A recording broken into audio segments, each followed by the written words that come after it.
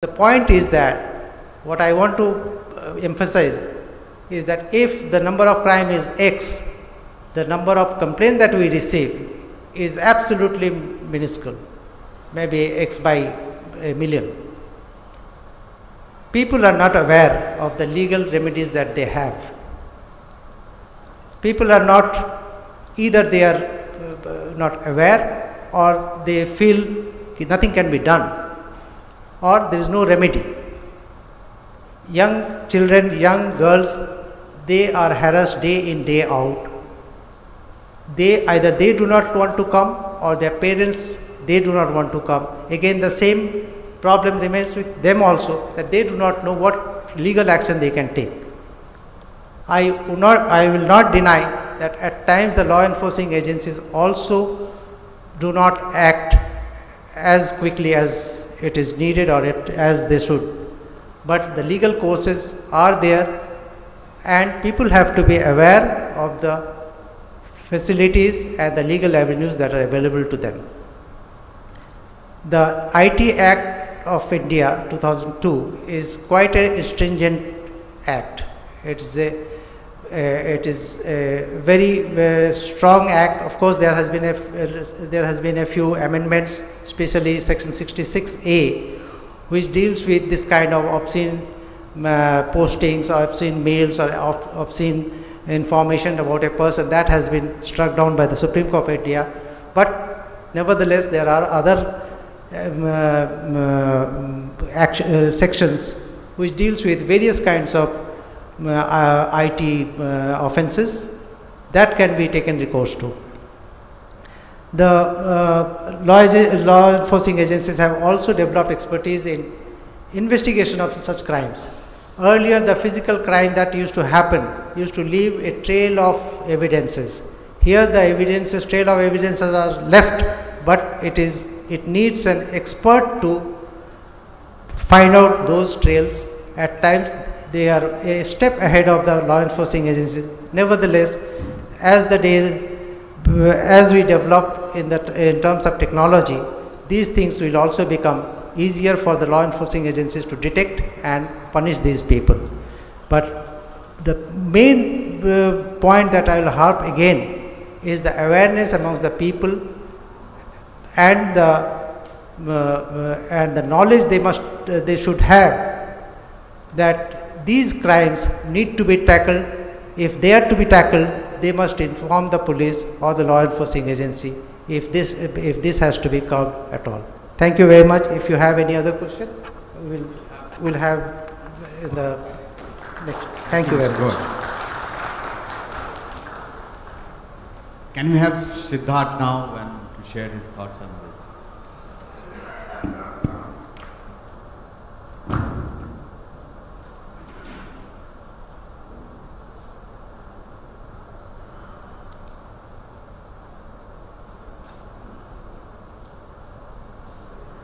All of you, and I'm looking forward to this opportunity to sharing some thoughts around cybersecurity and in the context of a digital India.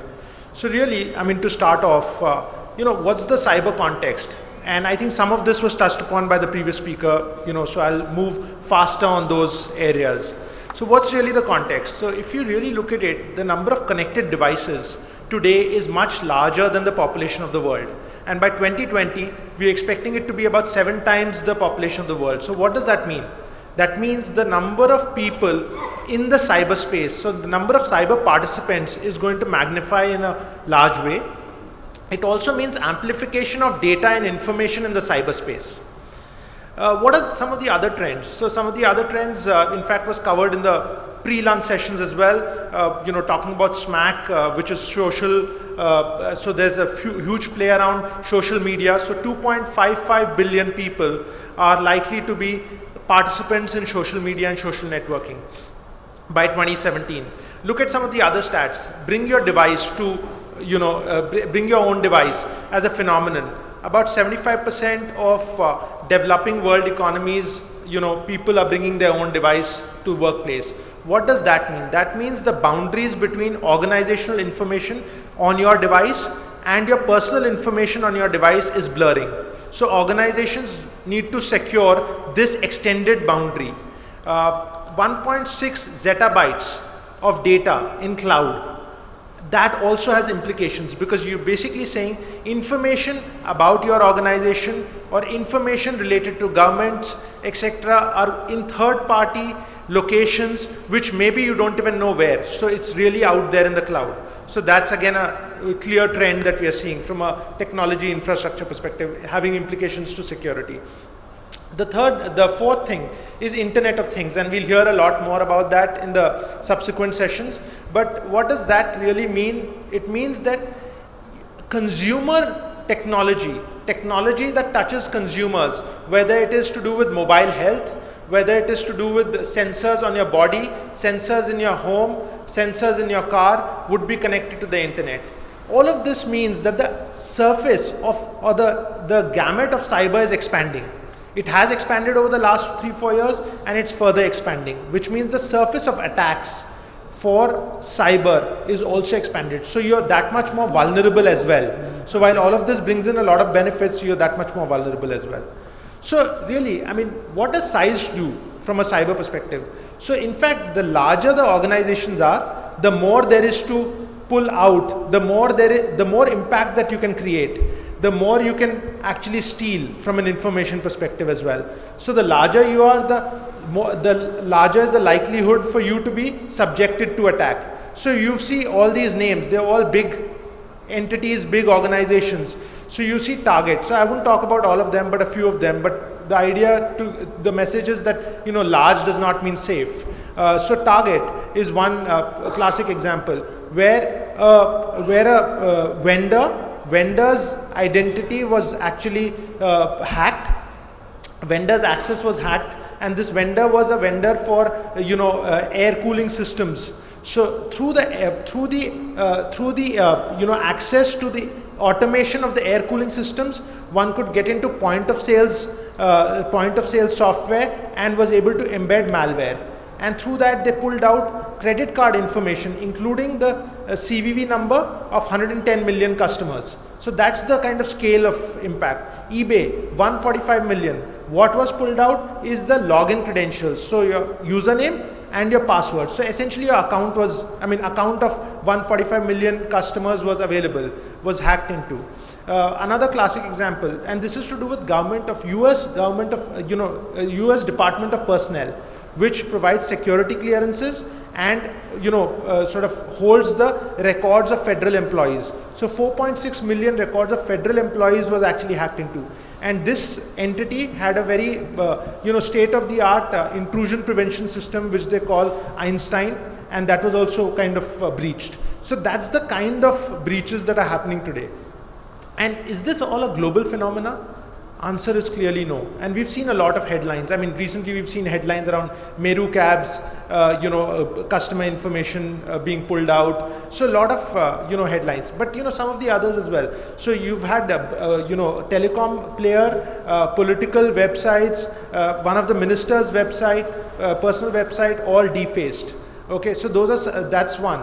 I mean, but that's not it, right? You've had public sector enterprise where they were breached and data on the storage device was actually deleted. So that's the kind of stuff that's happening even in India. And to give you another sense, I mean, recently a report came out, and this was a report by one of the technology vendors called FireEye. So they talked about this group called APT30. APT30 has been a group which has been active in the cyber underworld, and they have been focusing primarily around government information, okay, across Southeast Asian countries, including India. And they have been doing this from 2005.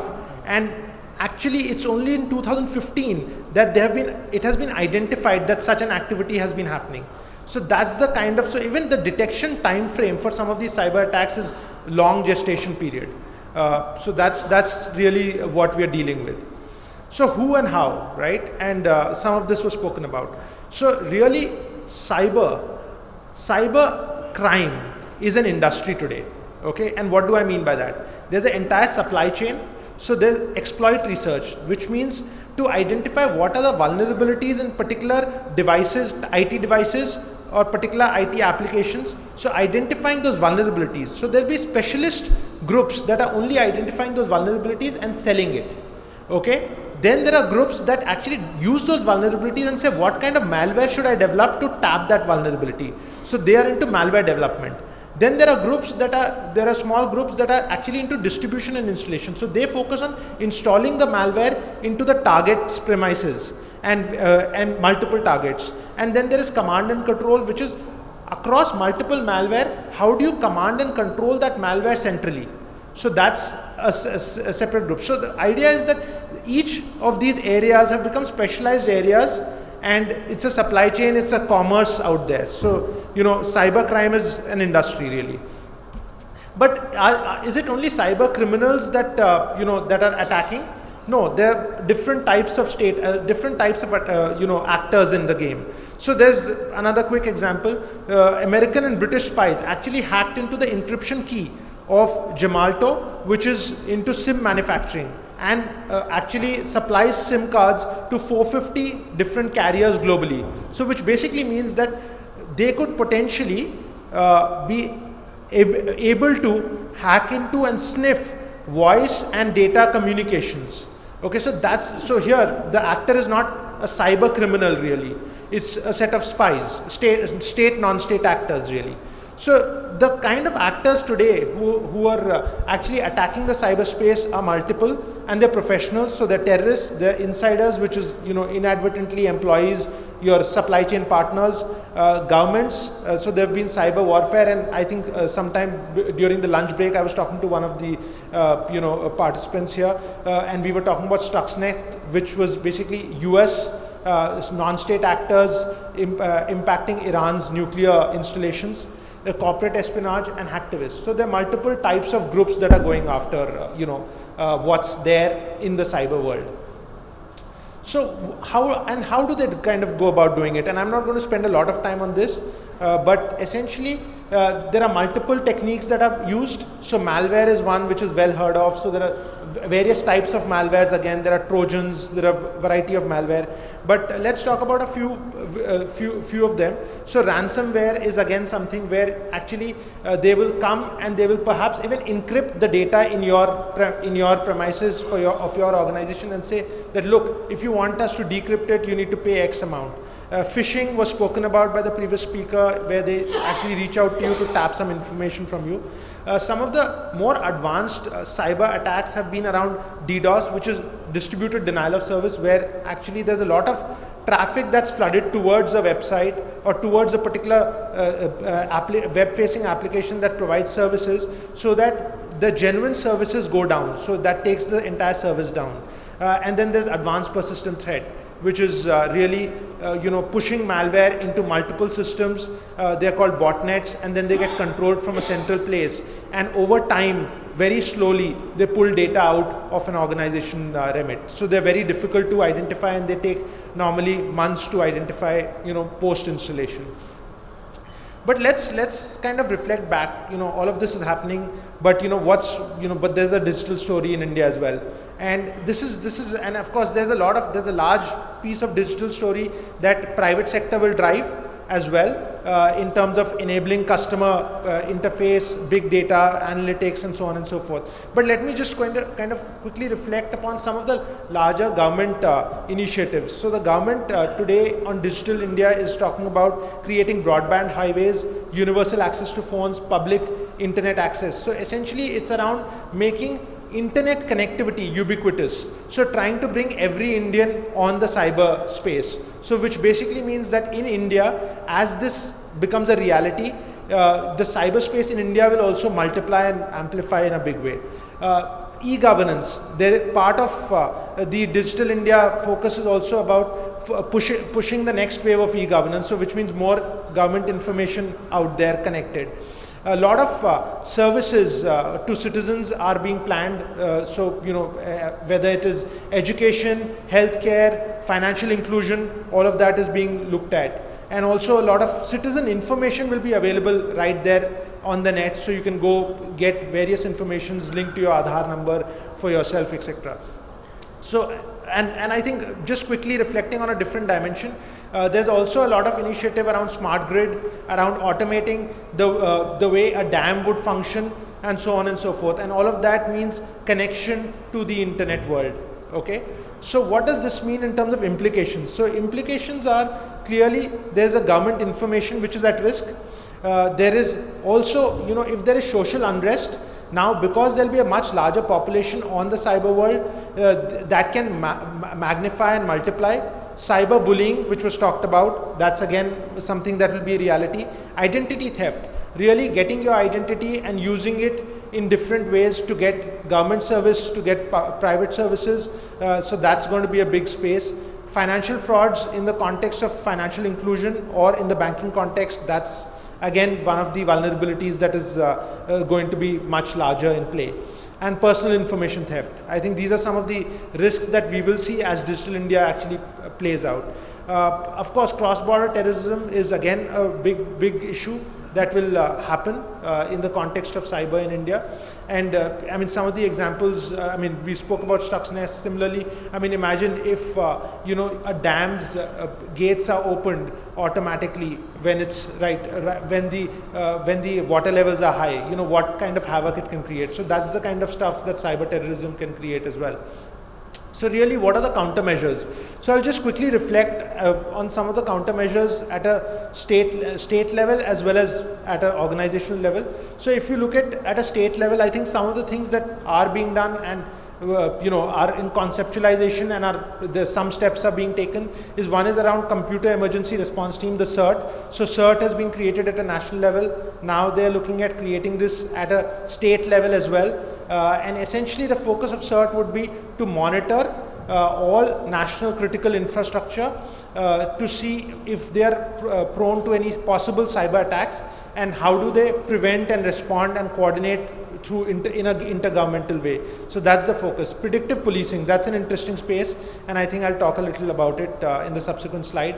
Training and awareness, I think that's going to be a big space. So I think training and awareness from an overall citizen-centric standpoint is something that the government will need to do.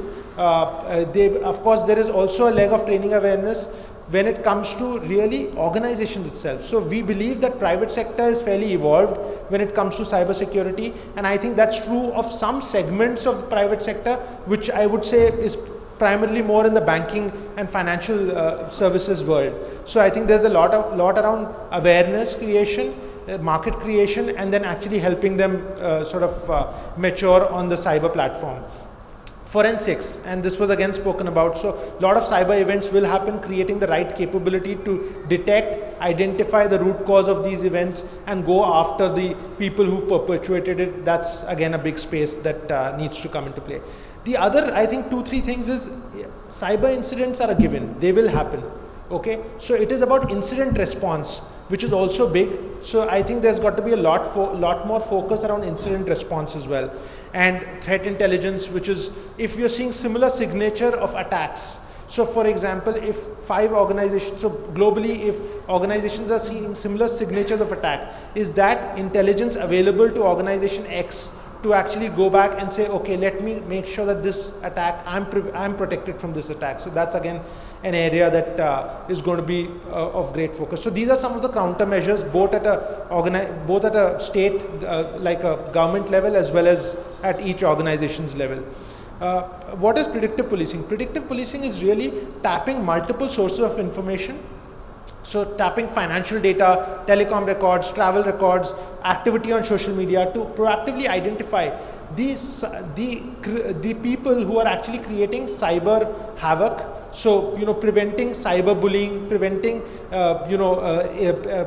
going and tracking anti-money laundering based on transaction data, going after even tax evasion, all of that could potentially happen through predictive policing as well, leveraging the cyber platforms. So that's something that in fact some of the state governments are looking to do.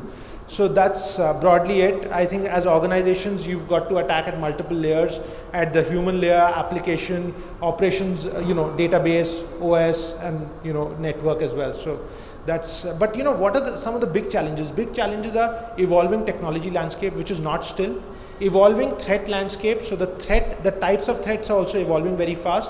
Availability of hardcore engineering talent, I think that's again a big challenge, and I think a large scale awareness is it's just evolving. So I think that's again some of the challenges. So that's broadly what I thought I'd cover through this interaction. Thank you.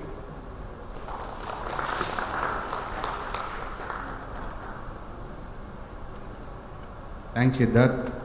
Thank you. Thank you for such wonderful presentation. Can I have now Puneet on stage, please?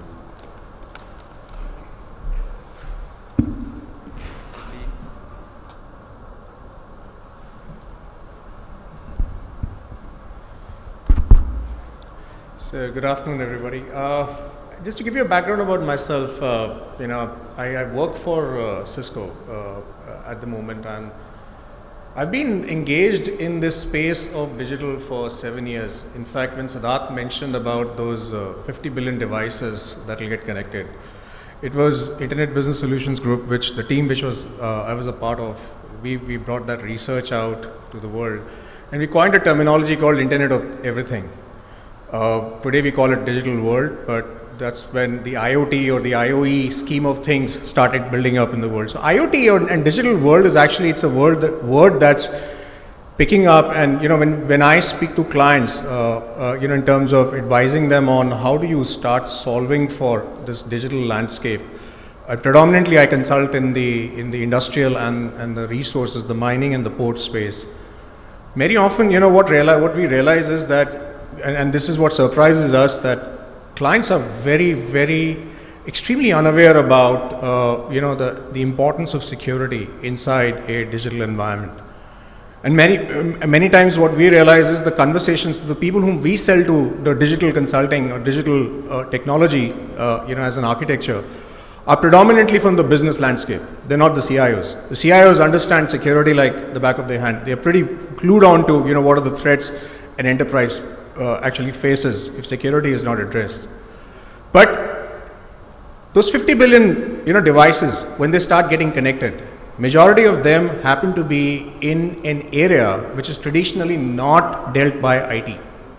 So I'll give you an example of 8 months back I was called in by a mining client to talk about how we could bring in a digital automation or an IoT environment inside their mine. It was a fairly global mining large mining customer for us, and the problem they had told us was they showed us the scope of work, which spoke about really bringing in visibility to every aspect of their underground mining operations.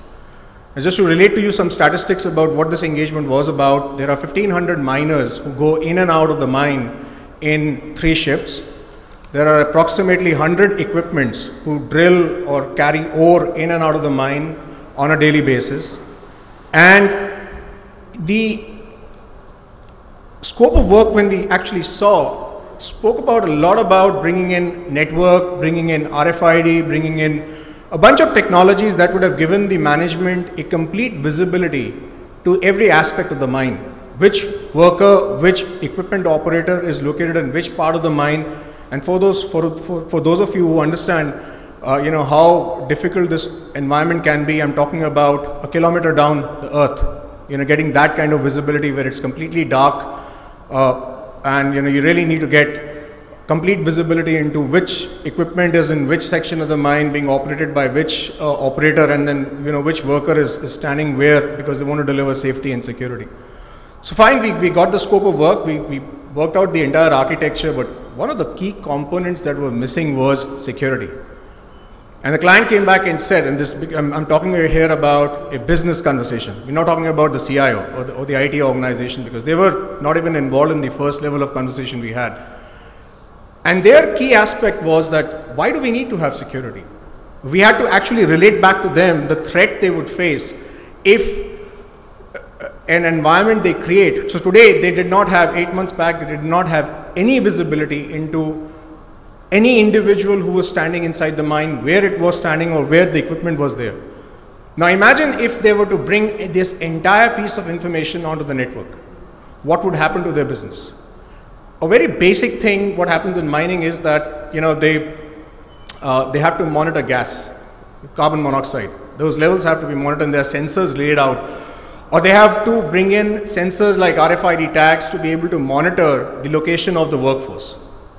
Now if the client had not thought through the security aspects of it, what potentially could happen is that any hacker who's able to hack into their network would be able to create a havoc with regards to the location of the information, or even for that matter managing those sensors or the ventilation systems, or for that matter traffic signal systems that are being that will be eventually deployed inside the mine. And can you imagine what will happen? The entire mine will basically be sitting with instances of safety and security which could be even not thought about. I mean, you can imagine, for example, gas leakage happening and you're not able to detect, and an alarm not being able to create, and suddenly there's an incident over there. Now, in the conversations we were having with the client said that, look, today everything is going fine. Well, yes, everything is going fine because nothing's connected on the network. As simple as that. But the moment we speak about bringing every device in an enterprise onto a network, sensor, equipment, people, etc., machines, suddenly the world changes. And as a result of it, it exposes the enterprise to completely new kinds of risk which can fundamentally disrupt the way their operations are managed today. So traditionally what we would have realized is when an organization would manage security, they would have created disparate networks. There would be operational networks and there will be information technology. And these two were always kept separate from managing the operations of an enterprise. But what we started realizing is as an organization starts going digital, the integration of new kind of sensors and new kind of devices or machines as they start coming visible into the network, that too with deployment of wireless technologies over there, it's exposing the organization to new kind of threats. And hence the conversation starts changing towards how can we, whilst we build digital, whilst we go IoT or Internet of Things or Internet of Everything, and we bring in new aspects of visibility into an enterprise, into different aspects of their operations, security starts playing a very key role because that's a threat that someone's got to mitigate out. Let me give you another example. What this is something that was very relevant with a port client, for example. So again, the conversation came about was that they wanted to get, and all our conversations start with one very basic question. Can you get 100% visibility into the operations of an enterprise by going digital? And as you start collecting this information, because you collect the equipment and the people and various aspects of information, data starts coming in, new songs of data sets start coming in, you start collecting that information. What happens is that the people who start accessing this information are more often than not from the same location. So for example, in this context, what we would